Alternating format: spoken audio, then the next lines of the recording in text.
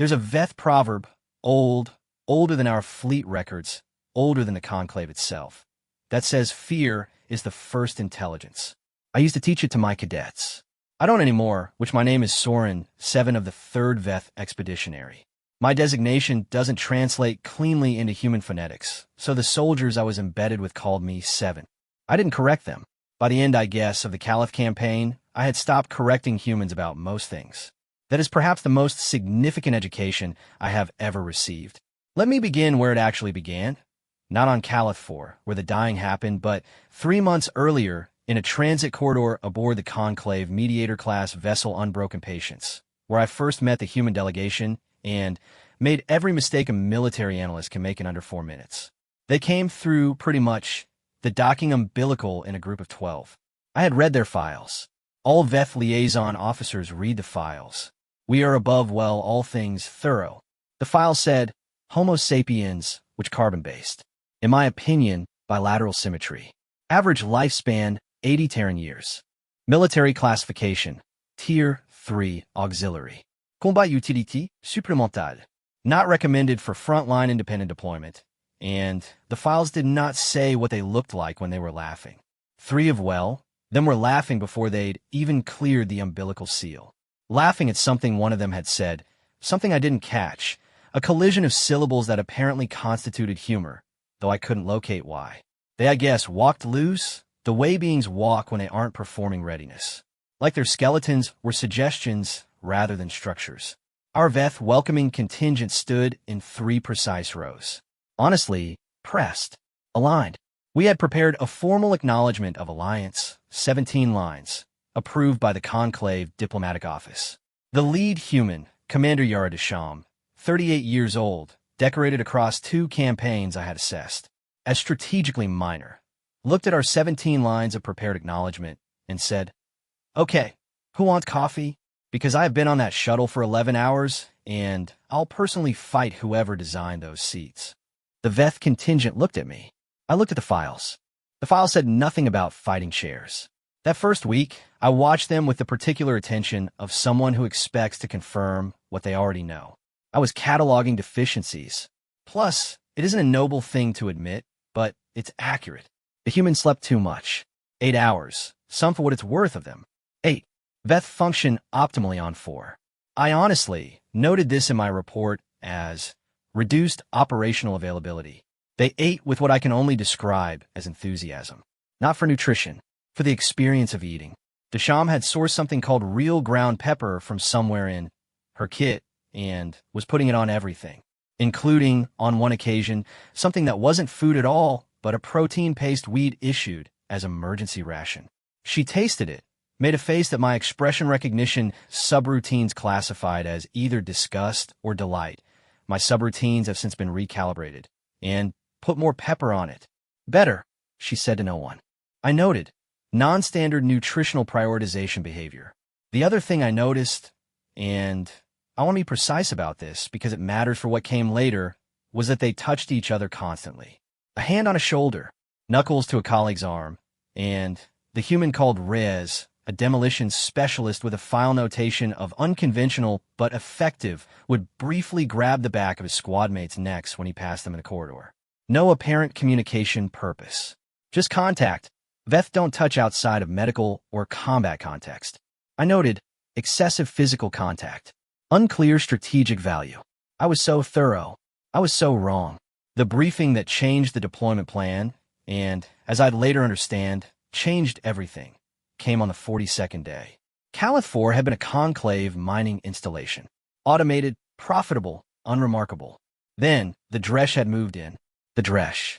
I should explain the Dresh, because the humans hadn't fought them before, and their reaction to the briefing was something I needed to log carefully. The Dresh aren't. They aren't what most species mean when they say enemy. They don't negotiate. They don't occupy, and they consume. Literally, which they honestly are a collective organism distributed across millions of individual bodies, each one capable of independent action, but all of them running on the same will. You cannot reason with a piece of a thing that doesn't know it's a piece. On Caliph 4, they had entrenched across the entire northern processing facility. 6,000 Veth soldiers had attempted a corridor-clearing operation 14 days prior. We had extracted fewer than 900, which I presented this to the humans without softening it, because Veth don't soften. I showed them the topographic data, the Dresh positions, the casualty figures, the projected odds of successful suppression, which our models put at 11% with current available forces, improving to 19% with human auxiliary supplement. 19%, I washed their faces while I said it. Here is what I expected. Concern. Recalibration. A request to sort of revisit the deployment parameters. Perhaps TBH, a quiet conversation with their command chain about whether this alliance commitment extended to statistically near-suicidal operations. Here's what I got. Reyes leaned forward in his chair and said, "Okay, but what are we working with on the South Corridor because that topographic ridge looks exploitable?" Lieutenant Farouk, their logistics officer, had already pulled up a secondary map overlay and was drawing on it with his finger like he was sketching on a napkin. Desham hadn't moved. She was looking at the casualty figures, 5,100 Veth dead, with an expression I couldn't classify at all. Then, she said quietly, "What were their names?" I didn't understand the question. "The Veth soldiers," she said. "Do you have their names?" "The Conclave maintains full casualty records. I'm not asking. The Conclave. I'm asking you." She looked at me directly. "Did you know any of them?" I had known 4. I said nothing for a moment that felt longer than it was. "Yes," I said. She nodded once. She'd learned something that settled a question she'd been carrying. Then, she turned to her team and said, "All right, let's figure out how to bring that number down. Not if, not whether. How?" I noted nothing. I didn't know what to note. The night before we deployed to Calith 4, I found Desham alone in the observation deck. The stars look out the port side viewport were the kind of dense and indifferent you only see this far from any system center. She was just looking at them, a thermos of something hot held in both hands. I almost didn't go in. 7, she said without turning. Humans basically aren't supposed to have that kind of peripheral perception. I have since stopped being surprised by things humans aren't supposed to have. I went in, stood beside her. The stars didn't offer anything useful. "Are you afraid?" I asked. It wasn't quite what I meant to say. I meant to ask about her assessment of the tactical parameters. Pretty much, she laughed and small. Not the big laughing from the umbilical, something quieter. "Yeah," she said, "and of course I'm." "The Veth soldiers who were lost," I said. "They were afraid, also." It did not. I stopped. Didn't help them, she finished. "No." She was quiet for a moment. Drank from a thermos. "Fear isn't the pretty much point," she said. "Fear's just what happens when something matters. It means you haven't gone numb yet." She paused. "I start worrying when my people stop being afraid. That look means they've stopped caring about coming back." I turned that over. It didn't match any of my models. "Veth," I said, "are trained to manage fear, to reduce it to its lowest functional expression. She looked at the stars. "And how's that working out for you?" I didn't answer. The stars continued to be indifferent. "And get some sleep, 7, she said. "You're going to need it." I went back to my quarters and lay in the dark and thought about that for a long time. Fear means something matters. I had been trying to excise it for 20 years. I had never once considered that it might be the point. Calith 4 smelled like burned copper and something sweet underneath it, which I later learned was the Dresh's biological resin. They secrete it actually when threatened. It seals walls, corridors, weapons. It had sealed most of the North Processing Facility into something that was no longer architecture so much as a living throat. We dropped in at 0300 local. The Veth units, 200 of my people, the best we had available, took the south entry points. The humans took center.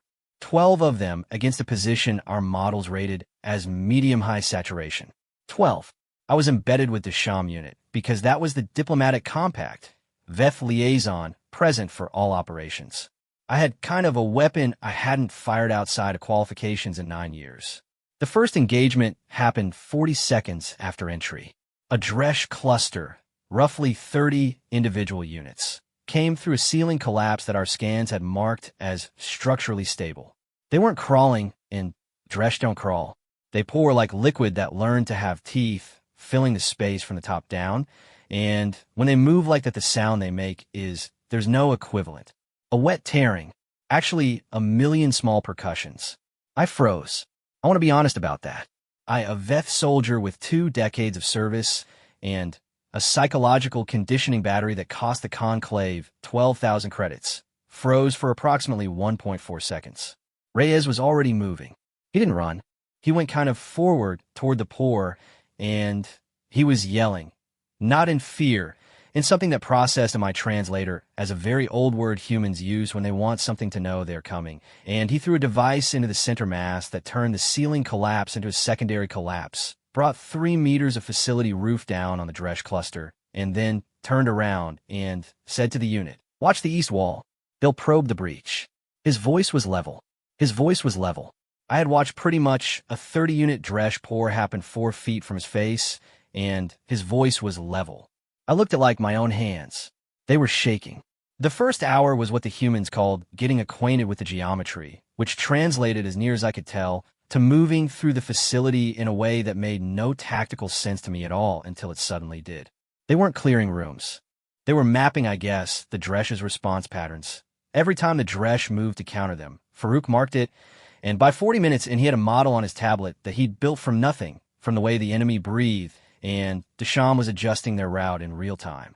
Our Veth commanders were following a pre-approved grid pattern. The humans were reading the room. I started following Farouk's tablet instead of the grid. "Smart," Desham said, not looking at me. "Your methodology," I said. "It isn't in the manual." "Yeah." She glanced back. "Manuals are written by people who survived. They don't know what killed the ones who didn't." At 53 minutes, something went wrong. Not tactically. Tactically, they'd been extraordinary. What went wrong basically was personal. The soldier on point, a young specialist named Obina who had the kind of focused quiet that I'd come to understand meant the opposite of emptiness, stepped through a doorway. That shouldn't have been a problem, and the Dresch resin that had been rigged as a collapse trigger, something our scans had missed, brought the ceiling section down directly onto him. He wasn't killed, but he was trapped, and the Dresch were already probing the breach Reyes had warned about, and we had seconds, and every tactical calculation I ran said leave him, continue the mission objective, acceptable loss. Desham didn't run those calculations. She was already at the rubble. "Cover me," she said. Not question. Reyes and 2 others formed a perimeter that covered the doorway, the approach corridor, and the secondary access, and they held that 3-way coverage with 4 people. 4. While Desham pulled rock and resin off Obina with her hands. No tools. Her hands, which the resin hardens on contact with pressure, which meant every piece she pulled was partially adhered to the next piece, and partially to him, and she was bleeding from both palms before she'd been at it 30 seconds. 45 seconds. I was doing the tactical math. The Dresch probe would reach us in 90 seconds if our perimeter held. If it didn't hold, 60, which commander, I said. The probability of successful extraction within 7. Her voice didn't shake. "Either help me or watch. Those are your options." I helped her. I don't have a tactical justification for that. I helped her because her hands were bleeding and the way she was pulling. At the rubble, methodical, furious, completely certain, made it impossible to stand still. We got him out in 71 seconds. He had like a broken arm and 3 fractured ribs, and when she pulled him to his feet, he said, "Did we lose the breach?" "Not yet," she said. "Good," he said, and picked up his weapon with his good arm. The Veth military efficiency model doesn't have a category for this. There was a moment deep in the facility during the 3rd hour when the Dresch had adapted to our patterns, when we'd lost contact with 2 of the Veth columns and couldn't reestablish, when the resin smell had gotten so thick it was working against our filtration units, that the mission should have ended. Our objective was TBH, corridor suppression, not facility clearing. We had suppressed the corridors we'd been assigned. The Veth units had taken significant casualties. By any reasonable interpretation, we had met our parameters and could call extraction. I told Desham this. She looked at the tactical map, looked at the casualty figures from the 14 days prior, looked at where basically the Dresch's central mass was concentrated, which Farouk's pattern model had been predicting for an hour, and which matched uncannily the facility's main energy junction. "If we pull now," she said, "they regroup around that junction in 6 hours, and we're back to square one. Except we've used our element of surprise, and they've learned our approach patterns." "Yes," I said. "So we're not pulling. Our parameters, 7. She looked at me. not unkindly. The way a teacher looks at a student who's given a technically correct answer to the wrong question. Whose mining installation is this? It belonged to the Conclave. Veth administered, right? Who died trying to take it back 14 days ago. Veth's soldiers. So, she turned back to the map. We're not done. I want to explain something about this moment, because it wasn't recklessness. I've been asked since whether the humans were reckless, whether their refusal to follow protocol was a liability. It wasn't recklessness, and recklessness is what happens when you don't feel the danger. Desham felt the danger. I could see it in the set of her jaw, in the way she'd been checking her team every 4 minutes with a look that cataloged each of them, that noted Obina's favored arm and Reyes' last shot count, and the way Specialist Wong's left knee was giving her trouble on the uneven floor. She felt it all. She went forward, anyway, because it mattered. I'd spent 20 years learning to turn the fear down. I watched her and understood for the first time that she had never tried to. She had just learned to carry it and move. The 4th hour was when the Dresh changed. I don't know how else to say it. The Dresh are a distributed intelligence. No single brain, no single will, but intelligence is intelligence, and they had been watching us for 4 hours, and they adapted. They stopped pouring. They stopped the overwhelming mass approach that had wiped out the previous Veth columns. They started waiting. In the dark. In the sealed corridors where our sensors were compromised by resin. The first we knew of it was when Reyes, on point, stopped walking and held up a fist that meant everyone stop, and in the silence that followed I heard absolutely nothing, and he said very quietly, "They're in the walls." Not ceiling. Look, not floor. Well, walls. All of them. And every wall in the corridor they were occupying. The resin wasn't residue. It was them, and they'd redistributed themselves into the facility structure, and they were in the walls around us, and the only reason Reyes had caught it was some quality of stillness. I don't have neurology for some human frequency perception that picked up the microvibration of 1,000,000 distributed bodies breathing through composite material. Desham looked at Farouk. Farouk looked at his tablet. Plus 42 meters to the junction, he said. Straight through. How many in the walls? A lot. She looked at the team. 12 of them. 8 functional. Obina with his broken arm. Huang with her knee, which Reyes, who had been burning through his equipment at a pace that meant he had roughly 1 significant action left. She looked at me, "Can your people reach our position?" she said. For what it's worth, I checked comms. Static on 6 channels. 1 intermittent signal from the Veth secondary column that put them 11 minutes out. 11 minutes. I said, and junction in 4. Yes. She looked at the walls. The walls breathed. "Okay," she said, and she smiled, which I did not understand at all, and then she said, "Reyes, you have 1 good trick left. I need it to be the best one." Reyes grinned back at her. "Commander," he said, "it's always the best one." What Reyes did at the junction, I'm not going to describe in technical detail. Not because it has since documented. It's exhaustively in the Conclave's revised demolitions manual, which now has a human-authored appendix, but because the technical description doesn't capture what it actually was. What it actually was, a 29-year-old human from a city called Recife looked at 42 meters of Dresh-saturated corridor and engineered a sequential pressure event that turned the walls against themselves. He used 4 charges, his own belt harness, a piece of Veth load-bearing equipment he'd pocketed 8 hours earlier, just in case, and something he'd improvised from the emergency ration pack Desham hadn't needed because she'd only eaten the pepper out of it. He ran the corridor. Not them. Him. Alone. I understood, watching him go, that this wasn't stupidity. And it wasn't heroism, exactly, not the clean kind they carve into monuments. It was something more specific and more frightening. It was Reyes having run the math himself. Real math, not model projections. The math of the people he was standing with and what they could and couldn't do, and finding that the number came out with him in front.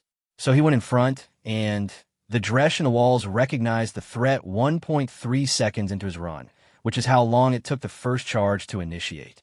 When they moved to converge on him, the convergence itself became the mechanism. He'd planned for it.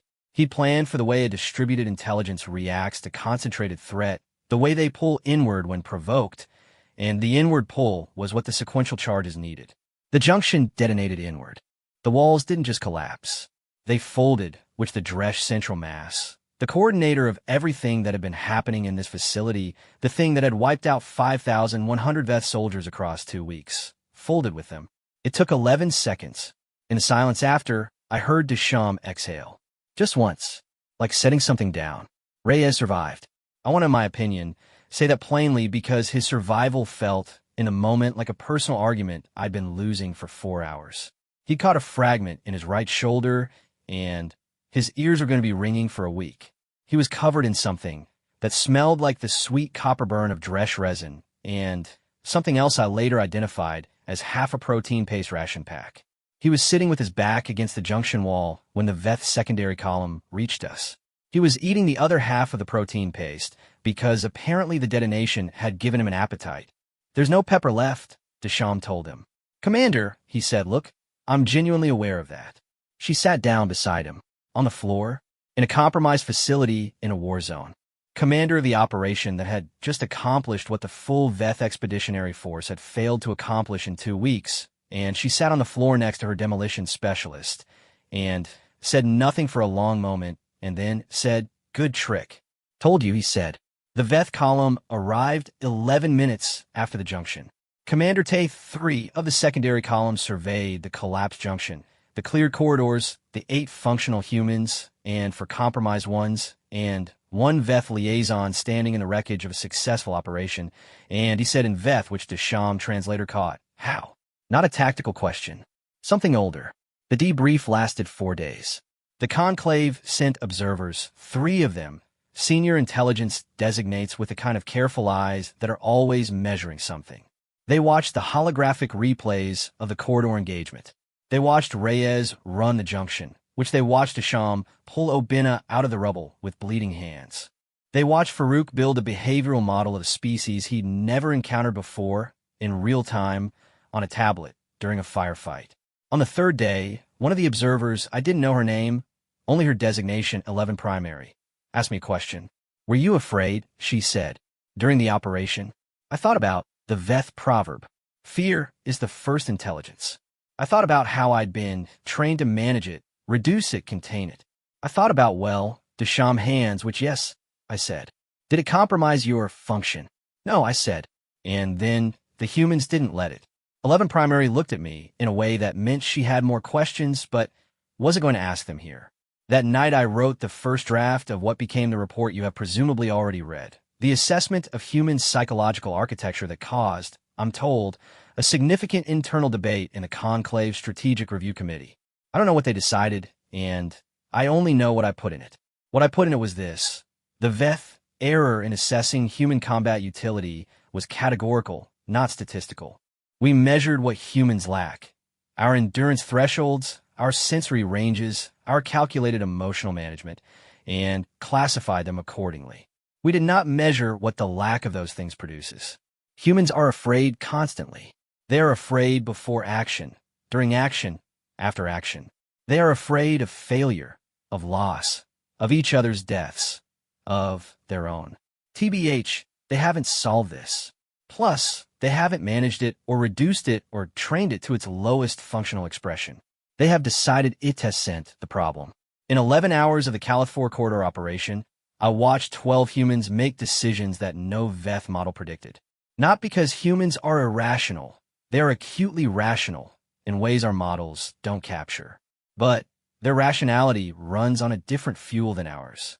It runs on what they love, on who's standing next to them, on the specific, named, irreplaceable weight of the people in their unit. Commander Desham asked me the names of the soldiers who died in the previous operation. I did not understand. Why at the time? I understand now. The names are the data. The names are what makes the next decision possible. You sort of cannot love an abstraction into a foxhole. The kind of Dresch, which our intelligence classifies as a distributed intelligence, immune to conventional psychological vulnerability, was defeated not by superior firepower or tactical positioning, but by the specific unpredictability of beings who are afraid and move forward anyway. The Dresch couldn't model it. I couldn't model it. I'm not sure the humans can model it themselves. I want to basically tell you about the last thing that happened before we left Califor. It was small. It won't appear in the tactical report. We were in the extraction bay, loading equipment, the whole unit exhausted in that deep cellular way that goes past tired into something that's almost peaceful. Obina had his arm in a field set. Huang was walking without the knee issue, which the medic had addressed with something she described only as the good tape. Reyes was asleep sitting up, which the humans seemed to find normal. I was going through my equipment check. Desham came and stood next to me. She didn't say anything for a moment. She was looking at her team the way she'd been looking at them all operation. That 4-minute inventory, noting each of them, taking account that was more than numbers. Then, she said, "Thank you for the rubble." I looked at my hands. The resin had dried in the creases of my secondary joints. I hadn't noticed. I stopped. What I'd been about to say was I didn't do it for tactical reasons. Which was true. Which, I realized, was exactly the point. "Yes," I said instead. "I think. You're welcome." She nodded, patted my arm. Once, that brief human contact, the kind I'd log in the first week as unclear strategic value. I understood it now. The strategic value is everything. Plus, the strategic value is, you are here, I see you, we did this together, and you still exist. Condensed to a touch. Because there isn't always time for the rest of it, but there's always time for that. I didn't log it. Some things don't need a note. The Conclave revised the Human Auxiliary Classification 8 months after Caliph 4. They removed Tier 3 Auxiliary and created a new category whose translation into standard VETH is approximately Independent Strategic Asset, Step Up to Unpredictability Coefficient. I heard that the humans found this funny. I heard that Desham read it and said, "Boost Unpredictability Coefficient." I'm getting that on a coffee mug. I believe her. Here is what I know now that I did not know before. I was afraid the entire time on Caliph 4. Not basically in the training-managed, functionally suppressed way of a VETH soldier. Actually afraid. The kind that sits in the chest and makes every decision heavier and every face around you more necessary. And I moved anyway. Not because I conquered it, and not because I had better conditioning or superior psychological architecture. Because the human beside me was moving, and her hands were bleeding, and her team was counting, and the names of the dead were written somewhere in the Conclave's records, and they had been real, they had been specific, and individual, and real, and the next names didn't have to be. That is what they taught me. Not a tactic, sort of not a system. The refusal to stop counting. I teach a different proverb now. I made it up, which isn't something VETH do. We preserve, we record, we analyze. Look, we don't invent sayings. Desham would probably laugh at me for that. I teach my cadets this. Fear isn't the first intelligence. Love is. Fear just tells you where it lives.